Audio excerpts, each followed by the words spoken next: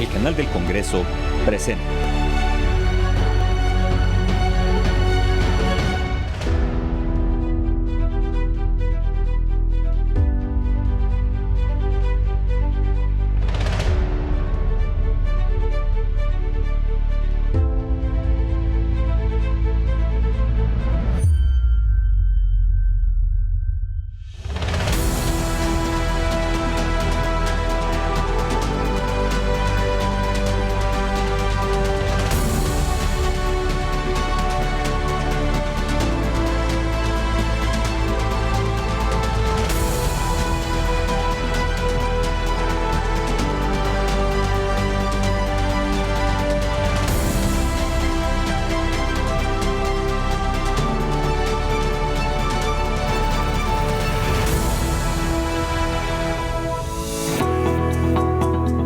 Primeras culturas con un toque de vainilla. Bienvenidos a Golfo de México, Origen y Futuro. Una serie que cuenta la relevancia de la franja costera de nuestro país, que ha sido históricamente el punto entre dos mundos. La historia de México inicia aquí, en las costas del golfo más grande del mundo, con una superficie de 1.500.000 kilómetros. La civilización madre de los habitantes de nuestro país se asentó hace más de 4.000 años en la región sur de Veracruz y la región occidental de Tabasco. Aquí inició el verdadero encuentro de dos mundos en tierra continental. Golfo de México, Origen y Futuro es una serie que resalta la importancia de esta región en la historia, el presente y el futuro de México, poniendo énfasis en que se trata de una región que, al mismo tiempo que es diversa, se encuentra unificada por varios factores culturales. El Golfo de México es el origen del México del presente a través del desarrollo y la evolución de los puertos, de su gente y sobre todo de sus pueblos. Los estados de Tamaulipas, Veracruz, Tabasco y Campeche fueron y son los polos de desarrollo que impulsaban el México del pasado, pero ahora también impulsan el México del futuro. Cada capítulo será unitario sobre algún aspecto en particular de nuestro Golfo, iniciando con la historia, pasando por el campo, el desarrollo industrial, las instituciones del Estado mexicano y los proyectos a futuro.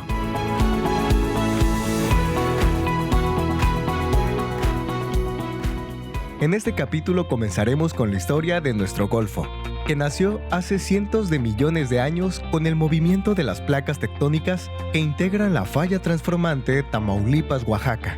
La civilización olmeca es conocida a nivel mundial por las cabezas colosales talladas en la misma época donde del otro lado del Atlántico florecían civilizaciones como las egipcias. También conoceremos la historia de las culturas del centro de Veracruz, como los huastecos y los totonacas, que fueron las últimas civilizaciones que tuvieron contacto con los españoles a su llegada hace más de 500 años. Un producto endémico de esta región desde hace miles de años es la vainilla, una orquídea que ha perfumado al mundo y ha sido exportada a cada rincón del planeta desde estas tierras. En este episodio nos compartirán sus saberes ancestrales de la mano de los herederos de esta industria que se mantiene viva.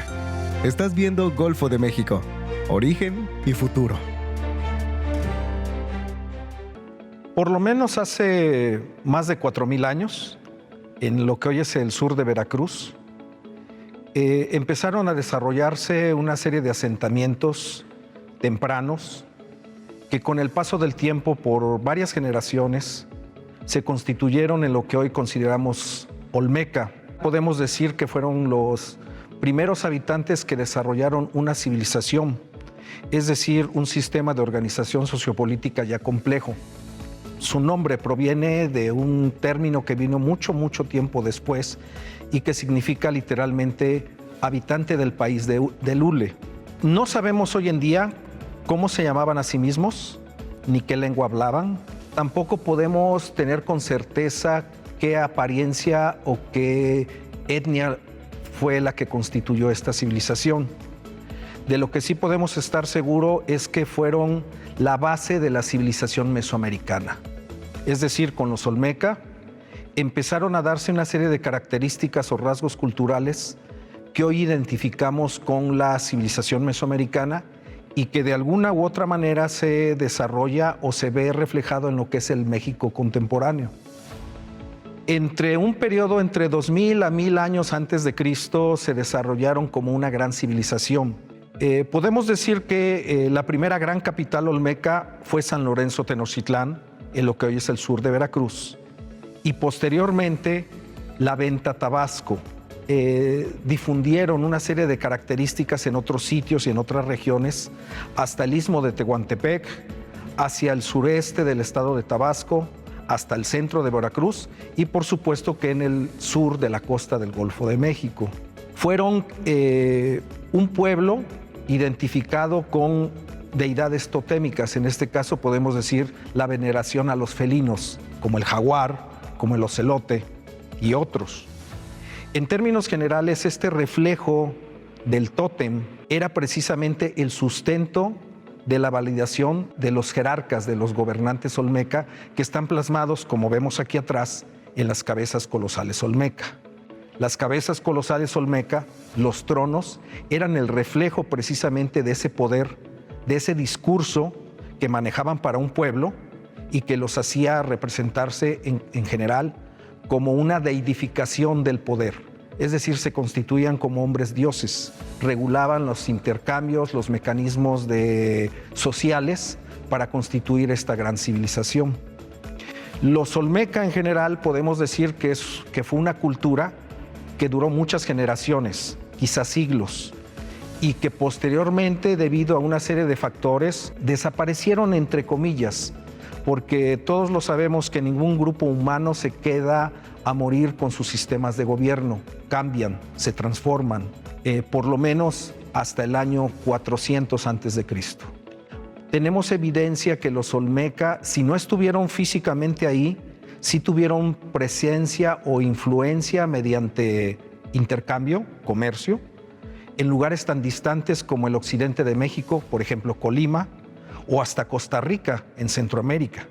Ellos fueron exitosos en la apropiación del pantano porque antes de que desarrollaran el maíz como un cultivo extensivo, ellos explotaban en su entorno el pantano, por ejemplo, la obtención o la pesca de mariscos, de pescado, de tortuga, el consumo de plantas como los tubérculos, como la mandioca. Posteriormente desarrollaron ya la agricultura a gran escala del maíz. ¿Qué todavía perdura de los olmeca hacia nosotros? Con la apropiación y la explotación de recursos estuarinos o de pantano en el sur de Veracruz, la forma de trampear las tortugas, de cazar las tortugas, el tipo de plantación no solamente del maíz, sino de tubérculos y otras plantas, y la forma de construir todavía las casas tradicionales en el sur de Veracruz, por los estudios arqueológicos que hemos realizado, provienen desde una época muy temprana, ¿no? Por ejemplo, el techo de palma, las paredes de embarro, el tallado de los cayucos en troncos de árboles para navegar y muchas otras cosas más. En el sur de Veracruz y en el noroeste del estado de Tabasco no hay roca volcánica local. Toda fue transportada desde un yacimiento muy importante que es la zona volcánica de los Tuxtlas. Esto quiere decir que los olmeca, tanto de San Lorenzo o del área de San Lorenzo como del área de la Venta, tuvieron que mover grandes bloques de piedra por distancias superiores a los 60 o hasta 90 kilómetros en línea recta. Esto implicó un sistema de organización muy compleja, lo que algunos especialistas les llaman cacicazgos o estados. Por eso se habla de un estado olmeca o de una civilización olmeca. Estas rocas volcánicas, que hay variantes, la andesita, el basalto, la innibrita, etcétera, fueron las que ocuparon los olmeca para tallar sus grandes monumentos. La roca en sí constituía un elemento sagrado porque era algo que no estaba presente en sus lugares. En sí podemos decir que el reflejo de la escultura monumental entre los olmeca no tiene comparación con ninguna otra civilización del mundo. Lenguas que todavía se hablan hoy en el sur de Veracruz o en Chiapas son descendientes de las lenguas que pudieron integrar la sociedad olmeca. Los olmeca no estaba constituido por un solo pueblo a nivel étnico ni lingüístico. Después, siglos después, los españoles identificaron otro grupo que también se les llamó los olmeca o ulmeca. Quiere decir que eran grupos que habitaron lo que es el sur de Veracruz, pero que ya no tenían ninguna vinculación con los olmecas arqueológicos, o sea, los olmeca xicalanca, los olmecas históricos. Algunos estudiosos han dicho que los olmecas arqueológicos podríamos decirle también los tenocelome, los de la boca rugiente, por el reflejo de la escultura olmeca. Y los olmecas históricos o xicalancas, o como se les ha puesto en otras regiones, vinieron mucho tiempo después y no tuvieron ningún tipo de familiaridad con los olmeca arqueológicos. Lo único que tuvieron en común es que ocuparon el mismo territorio, pero con una gran distancia de tiempo. Bueno, solamente invitar al público para que nos visiten aquí en el Museo de Antropología de Jalapa, Veracruz. Tenemos el acervo más extraordinario de la cultura olmeca. Tenemos 7 de las cabezas colosales, de las 10 cabezas colosales de la primera capital olmeca, y tenemos un sinnúmero de piezas de esta gran civilización. También tenemos un acervo muy importante, no solamente del estado de Veracruz, sino del centro de la costa del Golfo de México. Entonces, invitarlos a que conozcan el pasado de México, nuestro pasado glorioso, que inició con los olmecas, pero que perduró con las culturas del centro de Veracruz, con la cultura del Tajín, con la cultura huasteca y también de otro tipo de culturas para el resto de México, ¿no? Como los teotihuacanos, los maya, los valles centrales de Oaxaca, etc. En unos momentos regresamos.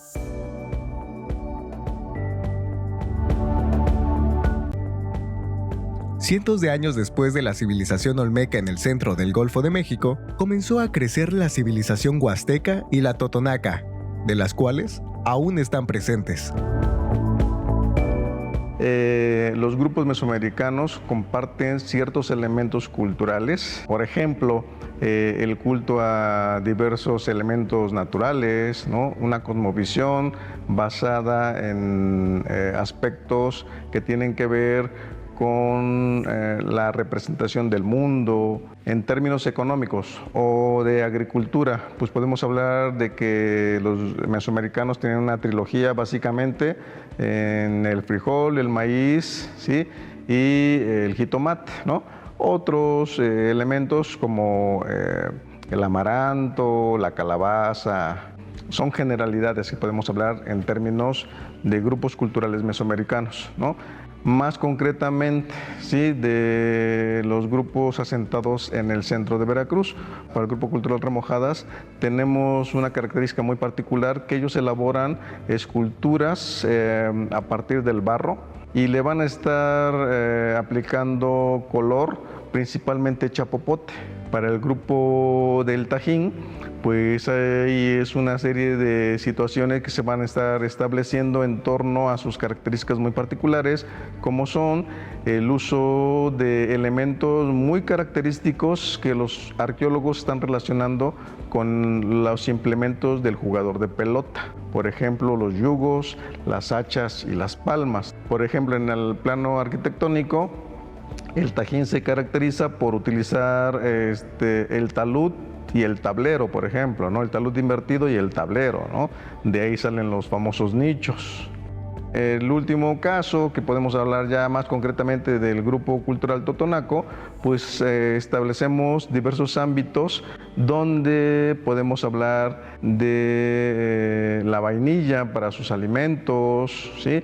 El cultivo de esta famosa Tlilxóchitl u orquídea negra, también la implementación de algunos rituales o bailables donde se van a conjugar elementos y características muy particulares del grupo totonaco, los voladores de Papantla, por ejemplo.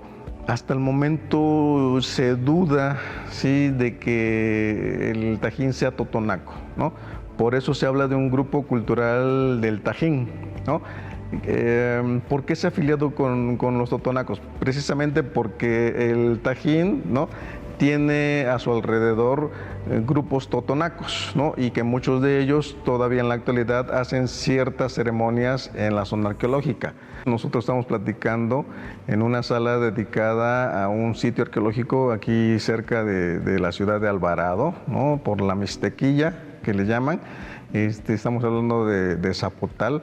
Es un centro ceremonial, sitio prehispánico, donde se localizó precisamente una serie de esculturas en torno a una deidad que se ha identificado o se ha relacionado precisamente con Mictlantecutli, el Señor de los Muertos, ¿no?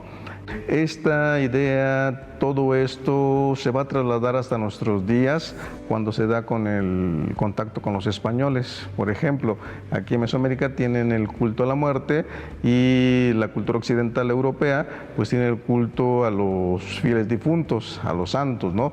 Se hace una hibridación y cada 2 de noviembre pues nosotros nos damos cuenta precisamente de este sincretismo cultural donde se rescatan elementos mesoamericanos y elementos europeos. Los españoles pues no estaban muy acostumbrados o no querían demasiado asentarse en tierras cálidas, ¿no? Porque consideraban que era foco de enfermedades, entonces buscaron tierras más templadas y para ello pues Jalapa fue el lugar ideal. Pues aquí en la región de la costa del Golfo, en la sección del centro de Veracruz, pues la vainilla, ¿no? El cacao también, el algodón, que va a ser parte de lo que se va a ofrecer al mundo. Obviamente los españoles llegan y traen productos diferentes, nuevos para estas regiones, trigo, vid, animales de tiro, animales de carga, etcétera. Y todo eso aunado a lo prehispánico pues va a generar el sincretismo que hoy conocemos en nuestros días. De hecho, hasta la fecha seguimos consumiendo algunos productos que tienen origen en términos prehispánicos. Cuando llegan los españoles, pues debemos recordar que ya traían recorrido el camino desde la Española a Cuba, ¿no? Ya habían pasado por Cabo Catoche, por la península de Yucatán, pasaron por Tabasco, están llegando aquí a Islas Sacrificios, desembarcando aquí en la Villa Rica de la Veracruz para tener un encuentro con el grupo totonaco, ¿sí? El grupo totonaco en ese momento está representado por la ciudad más importante de aquí de la región, que es Zempoala. De hecho, ahí gobernaba, según las crónicas, las fuentes, el cacique gordo, ¿no? El llamado cacique gordo de Zempoala. Básicamente se empieza a dar esta alianza con los españoles en torno a que los totonacos van a estar presentando sus quejas ante los abusos que ha cometido la Triple Alianza, los nahuas, ¿no? Los aztecas. A partir de ahí se van a establecer criterios precisamente para que los españoles puedan continuar con su viaje hacia el Altiplano Central. Tenemos desde propuestas de comida, como ya bien lo mencionábamos, el famoso zacahuil, por ejemplo, el mole, ¿no? Que se va a dar en términos regionales, el uso de la marimba, ¿no? Con influencia africana, los bailes, ¿no? Aquí en Mesoamérica se practican ciertos bailes o obviamente diversas danzas que cuando llegan los españoles pues se va a dar esa hibridación y van a generarse los bailables que hoy conocemos en la actualidad, ¿no? La manera de vestir, ¿no?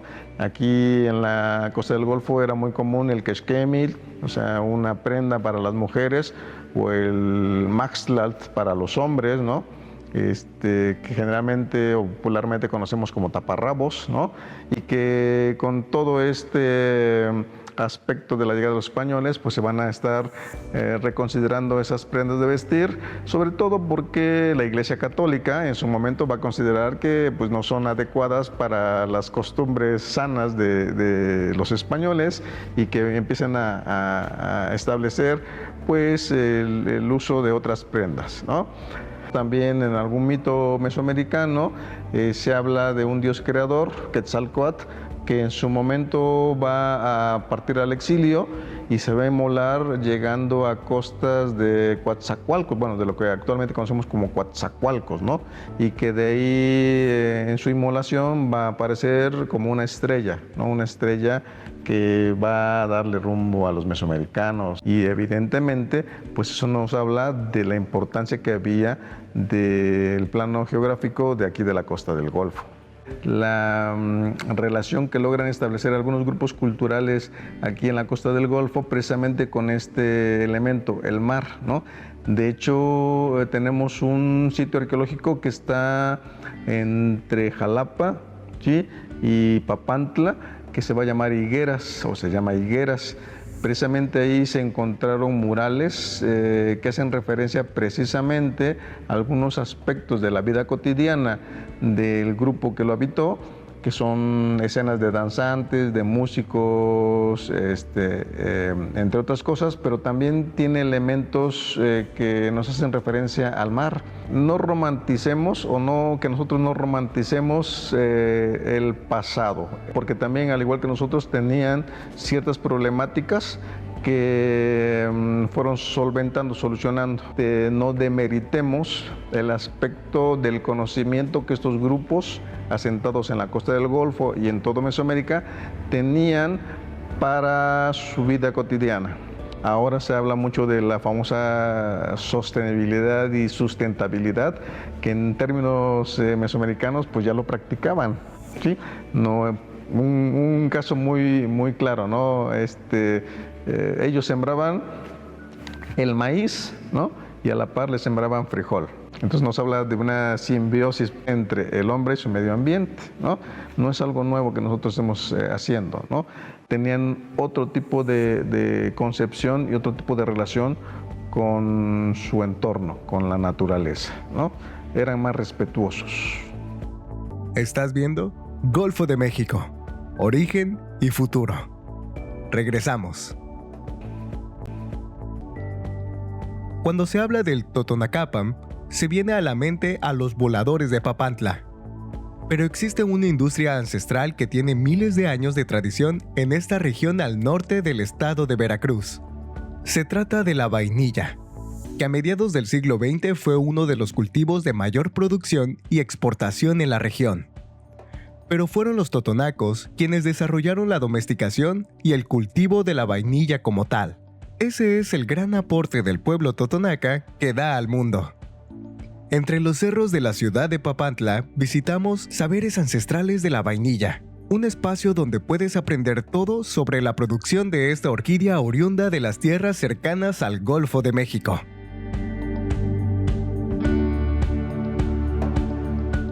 Aquí nos encontramos en el vainillal. De hecho, ahorita estamos en temporada de floración, que es marzo, abril y parte de mayo. Ahorita tenemos aquí, miren, lo que es las orquídeas.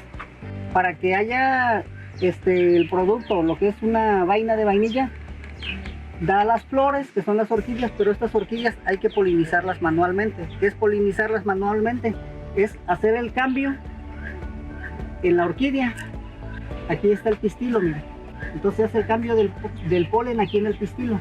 De hecho, la flor tiene un lapso de 5 horas de vida solamente, ¿sí? Abre a las 6, 7 de la mañana, 12, 12 y media cierra. Entonces hay que aprovechar el transcurso de la mañana para poder hacer el cambio del polen. Se hace con una puntilla de madera, ¿sí? Esta, de hecho, aquí ya es la fruta, esta ya se secó la orquídea. Las que pegan, se secan a la orquídea y esto va a crecer. Esta es la frutita. De ahorita lo que estamos, abril, mayo, se deja 9 meses en la planta para que enrece. Aquí en Papantla el corte oficial de vainilla es a partir del 10 de diciembre en adelante. Ya se puede cortar la vainilla. ¿Por qué? Porque ya a esa fecha ya está recia. Se corta verde y viene el proceso de deshidratación o beneficio para poder utilizarla. Por eso el que quiera ver orquídeas de vainilla abiertas tiene que venir en la mañana para poderlas ver abiertas. Esta parte que está aquí, esta telita se llama sépalo, ¿sí? Adentro está el pistil. Lo que vamos a hacer es liberar el sépalo para dejar libre el pistilo, que es mira. Esta parte de aquí es el estigma, esta parte de aquí abajo. Y esta parte viene siendo la parte femenina. Esta parte de aquí se llama antera. esta es la masculina. Y aquí abajo de esto, delantera, aquí está el polen aquí abajo. Lo que vamos a hacer es pasar el polen de delantera al estigma para fecundar, ¿sí? Bueno, lo que vamos a hacer es levantar el estigma que está aquí con un palillo, miren, hay que levantarlo. A la hora de levantar, abre. Y esto que es la antera, ahí abajo está el polen, hay que bajarlo para que el polen entre aquí al estigma. Con la ayuda del dedo, venimos y bajamos. Y apretamos para que entre el polen al estigma. ¿Sí? Porque si no hacemos la polinización manual, se va a caer desde aquí abajo, desde el tallito, y no va a haber producto. Entonces cada orquídea polinizada va a ser una vainilla. Y la floración es cada 3 años. Cada 3 años. Tú vienes, siembras tu planta de vainilla y tienes que esperar 3 años para que empiece a dar las orquídeas. ¿Sí? Gracias por acompañarnos en este episodio de Golfo de México, Origen y Futuro. En el próximo episodio viajaremos al puerto de Veracruz para conocer la Agencia Nacional de Aduanas de México, su historia y los proyectos a futuro en el puerto más emblemático de México.